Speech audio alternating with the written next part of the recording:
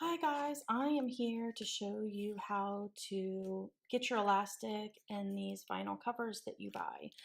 The vinyl cover I'm using here is from the fall winter flamingo to-go kit and covers that were available I believe in September. So the first thing you do when you get your covers, just flip those little holes out of it. They just flip out pretty easy. And then that's what you have left.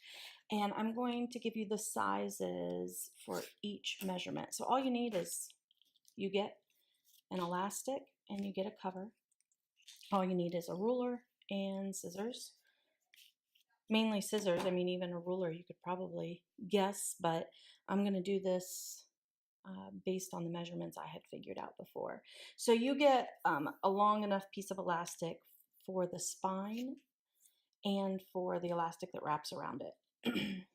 And then if you have a smaller size cover, you might have extra elastic left for something else, because all elastic is provided at the biggest size needed. So I'm going to put together a pocket cover, which is 15 inches. So 15 inches of elastic. So we're just going to measure that out. Don't stretch it, when you're just lay it down. And I'm going to cut that right at 15. And I'm going to use the 15-inch piece first and then put the piece that I have left to the side. So what I do is I go in the second hole first. That way my knot is on the bottom and not where I put a book. And then I go and I just pull it to just past the middle, because that's where I'm going to tie my knot. And then I take and go up right there. And then we go down the end hole over here. And then I go back up in this second hole. Okay, so it should look like this.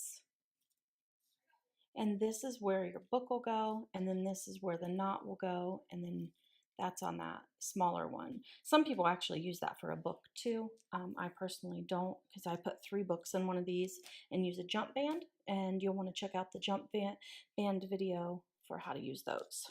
So, and then I just tie a knot, and I don't let this come up too much. I kind of just, and if you want to get it centered, you can again. Mine is bowed just a little bit, but I try to keep it as flat as possible. Because if it's loose, that's fine. I just make my knot, again, I'm not pulling up the sides. So just make that knot, and then don't make it too tight, and you can decide from there if you want to go a little tighter, but just like that. And mine, as long as you keep it about flat, you do have a little excess to cut off, and then you're good to go. So this one is the one that's just a bit trickier, because you want to make your knot so it doesn't bunch your book in too much, but you don't want it to be loose. So I tend to try to start about right here. I make my loop, I just fold it in half, and I kind of put that to the edge of here, and then I try to make my knot about right there. Now, that does not always even work for me, so what I do is I just leave my knot really loose right there. And this takes just a little bit of patience, because if you don't want it too tight or too loose, and then you just fold through and stick through there. This is the part that takes a little patience. So if I tightened my knot as it is, it's super baggy. That's not going to work.